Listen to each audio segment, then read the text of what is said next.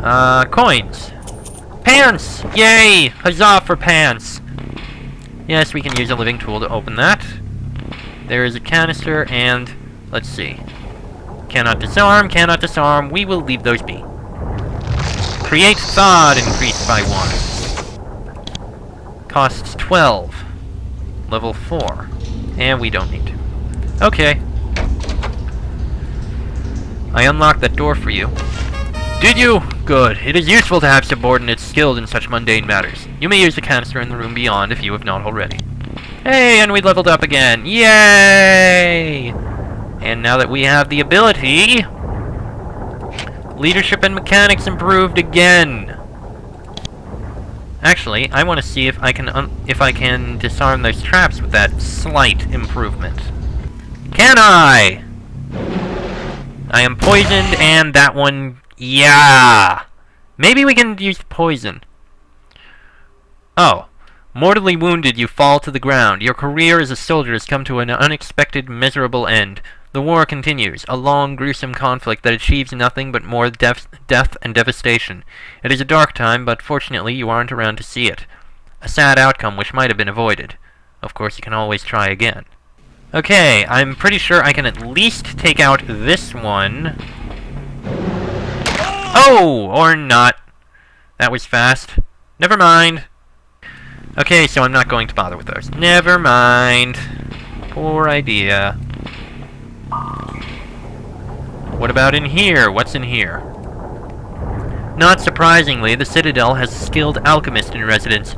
Shaping research and maintenance of the Geneforge requires the creation of a host of delicate volatile substances. The alchemist is a small, taciturn servile. She has long, delicate fingers. She must be one of the serviles made by the Shapers to do intricate and exacting crafts. She gives you a little bow when you enter and says, I am Dewan. Greetings to you, Perspective. I can assist you in the battle if needed. Do you have any potions for trade? She does. Many, but we can't afford any of them. We have stuff that we can sell, though.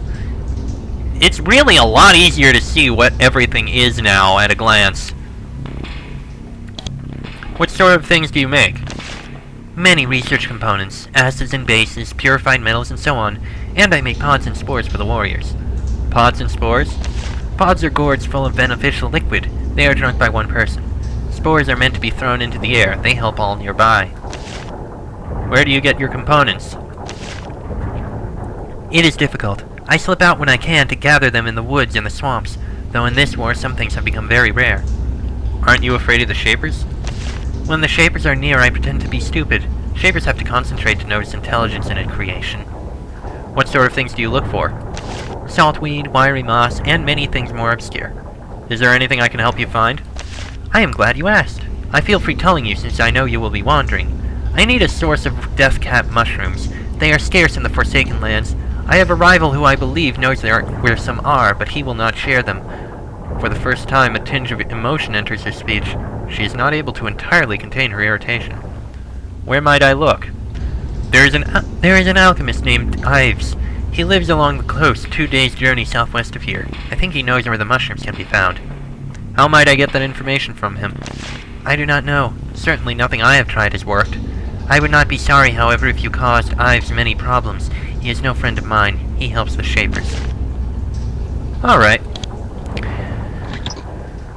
Can't take anything there. Nothing in there. And what does this book say? This book is very short, almost a pamphlet. It is called Unifying the Rebellion. One early section. Friends in rebellion, I call for unification. Creation and human work apart too much. We should join and mix, and fight together for our common cause. It is well known to everyone, inside and outside our movement, that the rebellion has two halves. To the south are the humans. They fight to free themselves from constant, cruel, unending Shaper rule, and to share in the power of shaping. To the north, in Burwood Province, are the rebelling creations. Serviles, Drakes, Dracons, and others, creatures considered vile and rogue by the Shapers, their former masters. They fight for their lives. If the Shapers are ever victorious, every rebel creation will be destroyed. This should make the two halves of the rebellion grow closer, not farther apart. We have all seen the forces that harm us. The humans to the south are losing the war. The Dracons to the north are growing more arrogant, declaring their dominion over the other creations. We need to calm ourselves. We need to work together. It is only with unity that the mighty Shaper onslaught can be stopped. Ah, one can only hope that works. Okay, we have nothing to speak with him about. Okay, we gotta go down and do a few more things. First thing we had to do was sell all the stuff we had, and second thing we have to do is speak with this guy. You have some sort of problem? I am afraid so. One of the life crafters, Master Burkle, was killed in a raid. One of his Fioras was in my care. It has been greatly upset. It sensed the loss of its master, and now it requires a skilled hand to calm it. Please, calm it for me. It would be a great help. Its name is Torchlight. Where is the Fiora? In the holding cell. He points to the northeast. How do I calm it?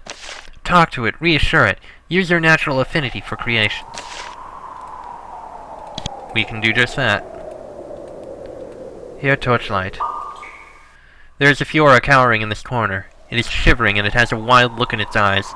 You have had enough training to know what this means. This creation is almost completely out of life crafter control. If someone does not calm it, it will go rogue. It will start attacking people and probably have to be destroyed. Let's try to calm it. You approach the creature carefully, hands outstretched, trying to make contact with it. You summon the power of the essence stored within you to try to make contact. You succeed. You pat the creature's skin while you carefully reach out to it with your mind. Soon it is calm and quiet.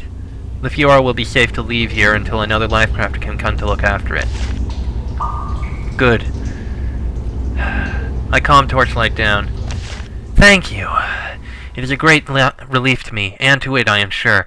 Now I will go about finding a new master for it. It is best to use to defend us, I think. No assaults for it. He gets a pouch of spores and hands it to you. I was going to use it to treat Torchlight. You might as well have it. Also, perhaps you can help me with the Artilla. Its name is Greenfang. Its mistress... She left. Quickly. Perhaps you can look after it. It is an assault creature. Might be very useful. Tell me about the Artilla. Greenfang is a good creature. Very loyal. But it lost its mistress. Perhaps if you speak with it and take it with you, it will be a good servant to you, too. Who is its mistress? I can't remember. Things have been very hectic. I have to know. Tell me. Your natural leadership abilities help you draw out an answer.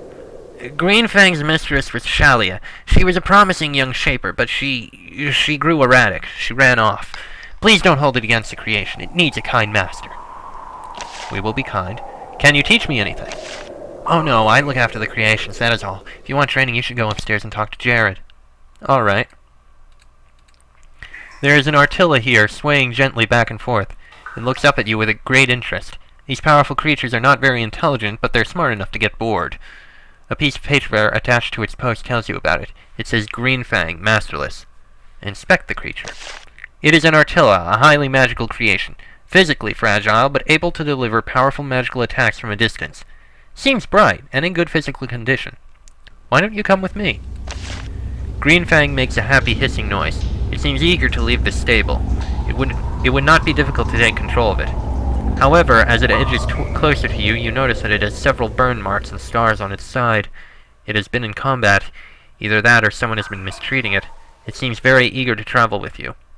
Some characters will join you, travel with you, and fight by your side. They can also offer opinions, react to events, gain levels, be trained, and sometimes behave unpredictably. How did you get those injuries? Greenfang doesn't say anything. It can't talk. Alright, come with me. Greenfang happily slurs to you. Okay. Come, Greenfang! And it has 2 points in intelligence. Hopefully we can actually control it in combat. Actually, easy way to find out. We can! Good! I am very happy with that. I hate uncontrolled creations. You know what I mean. Alright. Let's go speak to Greta. Various military aids here. What does this book say, anyway? This book is called The Laws of Shapers, a survey. Most of it is pretty esoteric, but one early section is interesting. Shaper law is stern. The rules are many and strictly applied, and the punishments for disobeying are harsh. The Shapers claim that their rules are justified by the need to control their power. They claim that, without their efforts, rogue Shapers could do incredible harm. Of course, they use this to justify never sharing their skills. Their most fundamental rule is that nobody outside their sect can learn about shaping. Any outsider, as they call us, who tries to learn about or practice their craft is executed. The rule is harsh and practiced without exception. All creations must obey the Shapers totally. Any creation who disobeys is called rogue and destroyed. Some creation types, like drakes, are barred. They are always considered to be rogue and destroyed on sight. To the Shapers' credit, they have rules restricting how creations can be treated. Gratuitous cruelty is forbidden, as is pitting creations against each other in an arena setting. Of course, these humane rules do not justify their many faults. Perhaps. Now, Greta, we must speak. Greta is working hard organizing the evacuation of the citadel. She appears to have taken command. She is surrounded by maps and reports, and she is barking commands to the serviles around her. As they run in all directions, carrying instructions to the troops, she turns and inspects you. She silently takes in your appearance, evaluating what has been done to you. Then she nods. I see. It is completed. Are you ready to do your duty? You notice that she looks somewhat sad. What is wrong? It is just the modification, the changes it makes in the eyes. Sometimes I think when we fight the Shapers, we begin to become... Never mind. Whatever the means, our goal is a noble one. Now then, on to your mission. Tell me more about Southforge Citadel. This fortress, once well hidden, contains one of the two Geneforges. These are the two places where we can make new life crafters to fight the Shapers. Constructing the citadels took so much work, and they are so vital to our cause. And now that we must abandon this one, it is vital that Northforge Citadel be found and protected. Why must the citadel be abandoned? Because the Shapers have found it, and now that they know where it is, they will attack it again and again from all directions until it falls. The forces of our rebellion are much weaker here in the south. We will need to flee to the north, where our defenses are better. Where is Northforge Citadel? I do not know. Nobody here does. This is to ensure that, if the Shapers capture us, they aren't able to learn its location. What is a life crafter? It is our term for one who practices the shaping arts, but is not a shaper. We do not treat our creations like the Shapers do. Though we command our creations, and if necessary make them fight for us, every one we make is treated with respect and care, and intelligent creations are free creatures, not slaves. How can we oppose the Shapers and use their techniques at the same time?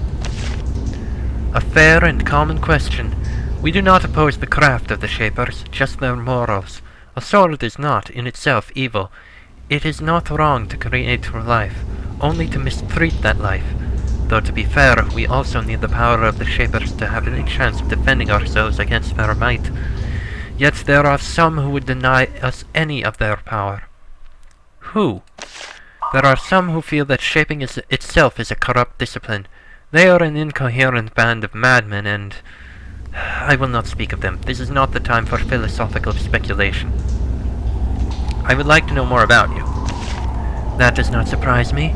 I can spend a few minutes to tell you my story. You might find it instructive in the struggles ahead. My story, or the relevant parts of it, began on the Ashen Isles, far to the north of here. I was trained as a shaper. You were trained as a shaper? As an agent, to be specific. The three classes of their sect are Guardian, Agent, and Shaper, though all are usually referred to by outsiders as Shaper. I was in training when the rebellion began. The rebels attacked the school I was at. Most of us died. 3 of us survived, and we left to try to help against the rebels. And this was on the Ashen Isles? Yes, what is now the capital of the rebellion.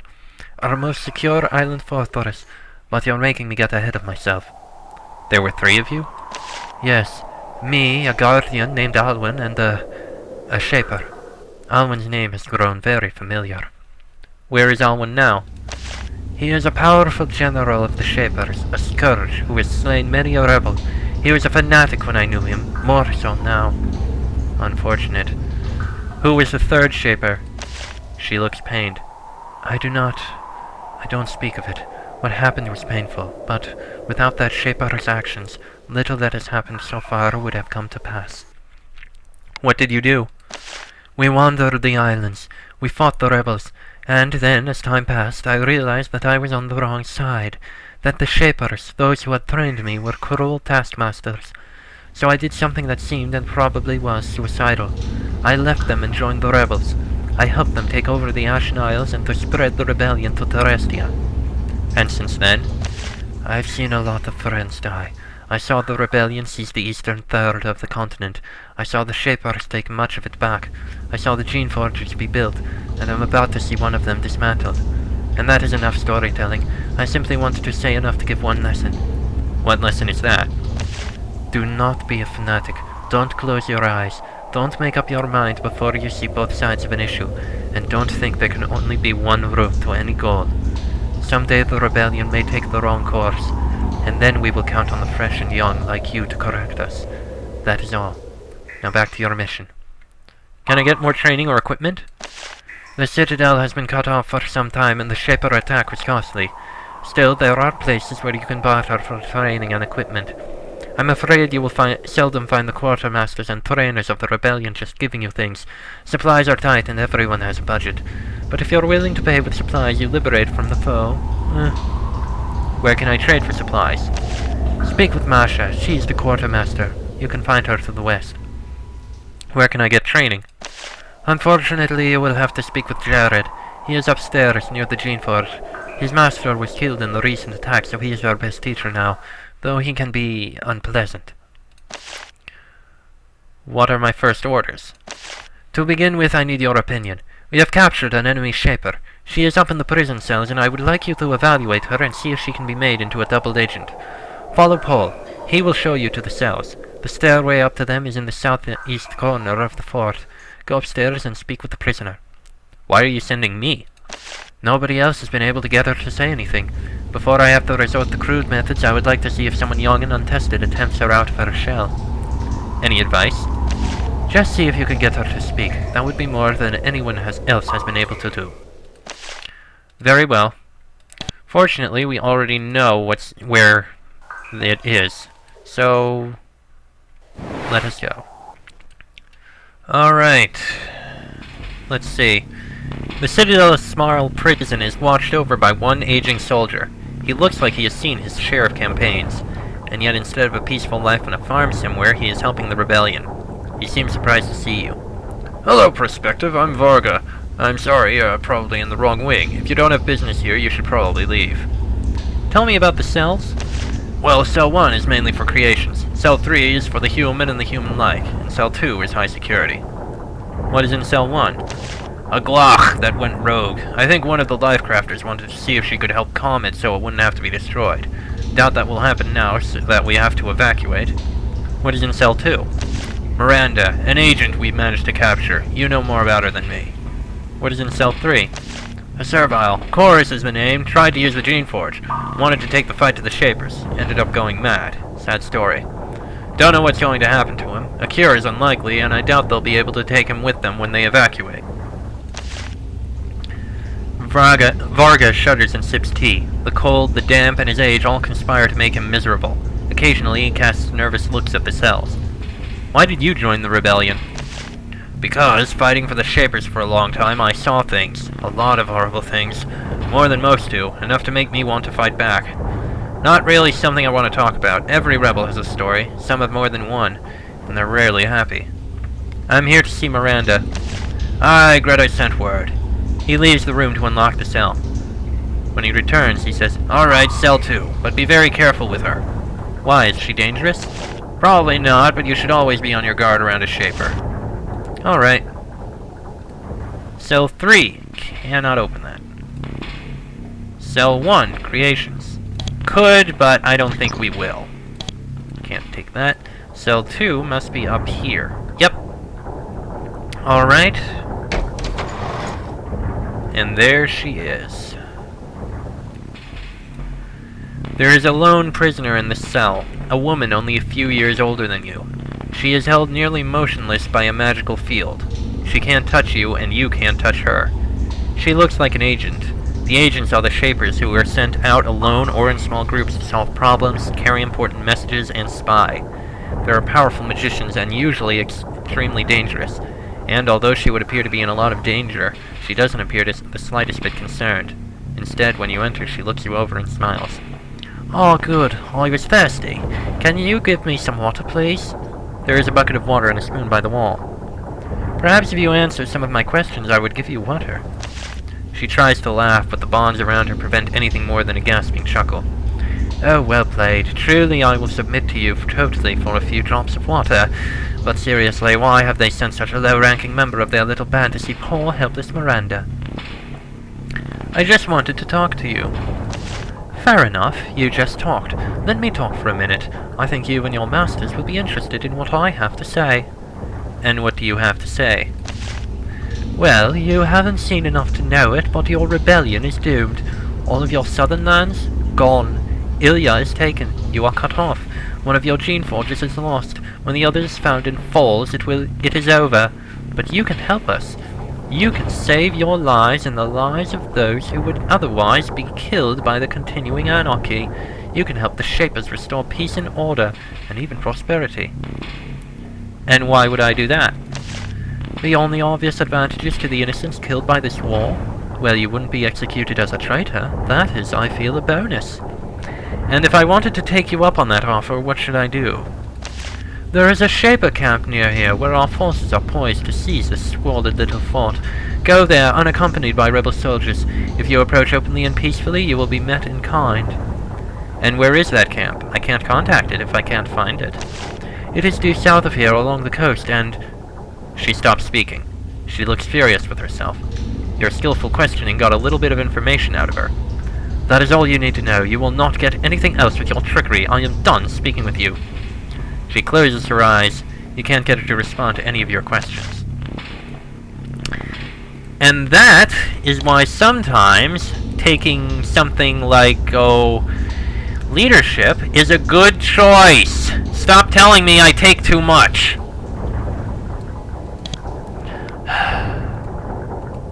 Anyway, let's go report. Greta, we have news. I have questioned Miranda. I see. And tell me, what happened? She tried to recruit me. Of course she did. I would have been suspicious had anything else happened. I wanted to expose you to the convincing power of the Shapers before you set out into the open. Shapers are smart and devious. They have an astonishing power to make themselves seem virtuous. Beware of them. And did you learn anything of value? I learned where their main camp is. Excellent, well done. That deserves a bonus. An assistant brings you a small pouch of coins. Now on to other business. At last I can let you leave the citadel and do some real work. What are my next orders? We are evacuating the keep. We will spread out in all directions. Some will flee by sea, some by land. We will take the most precious components of the Geneforge and smuggle them to safety. Before we leave, we need to make sure that the escape routes are as secure as possible. Which brings me to the main problem. There is a mad life crafter. Her name is Shalia. She has attacked our forces, our caravans and agents. We need you to get rid of her so that she does not trouble our escape.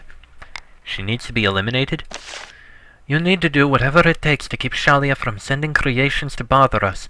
Convince her to leave. Take away her power somehow. Or, if necessary, kill her. Why am I being given this job? Because, frankly, everyone with more skill and experience is doing a more important or dangerous job. Shalia is an irritant, but an annoying one. It is a good first field mission for you. Where is Shalia? We believe she is hiding in the Boiling Caverns, to the northwest of here. Leave the citadel and go west, staying close to the north coast. Then you should find signs of her, if she doesn't attack you first. She is mad? Greta looks uncomfortable. Some perspectives don't take well to the Geneforge. The effects can be unpredictable, can cause erratic behavior, and in some it causes great difficulty. Shalia was one such person. We tried to help her, to cure her, but she refused. She escaped with the citadel and started to lash out against us. Now she has to be dealt with. And could what happened to her happen to me? Greta maintains an awkward silence. We all have to take risks and make sacrifices for freedom. The creations suffer far more than we do. Very well. We didn't level up, did we? No, we did not. Okay. Well. Now we have our quest. But we'll probably take care of other things first. Well, for starters, I want to see if we'll get anything from her. Will we? Oh. I saw Eglin. Okay, fine. Is there anything you can give me? No. Okay. Well, okay then. And the door here is open, which leads to the exit. With various turrets and the like out here. You can see sunlight and smell fresh air again. You are almost to the west gate of the citadel. You walk in between two lines of turrets. Turrets are special deadly creations, made to fire lethal, poisonous thorns at invaders. These turrets have been instructed by their controllers to let you pass. If they hadn't, you would probably be dead by now. And that is a side exit. Okay. Well, next episode, we will proceed outwards. We're probably going to take a look at that camp to the south, just to take a look. Speak with the Shapers, see what they have to say, all that sort of stuff. And we're going to take care of those other quests that we have out here. Master Thel and finding the Deathcap mushrooms. Simple quests, but we'll be able to do them. But we'll do that in the next episode. So until then, I am Chester44. That is Enrique, Moyas, and what was it? Greenskin? Greenfang. Enrique, Moyas, and Greenfang. This has been a Geneforge 4 Let's Play, and I will see you all next time.